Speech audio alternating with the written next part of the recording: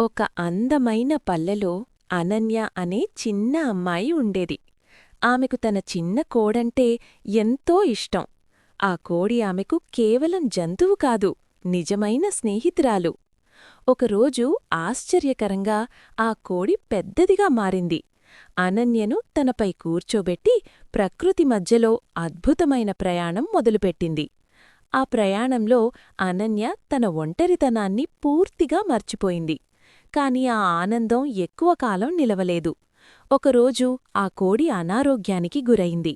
అనన్య హృదయం విరిగిపోయింది. ఆమె కన్నీళ్లు ఆగలేదు.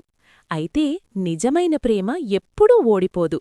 ఆమె జాగ్రత్తలు, ప్రేమతో కోడి మళ్లీ కోలుకుంది. ఆ రోజునుంచి అనన్య ఒక విషయం నేర్చుకుంది.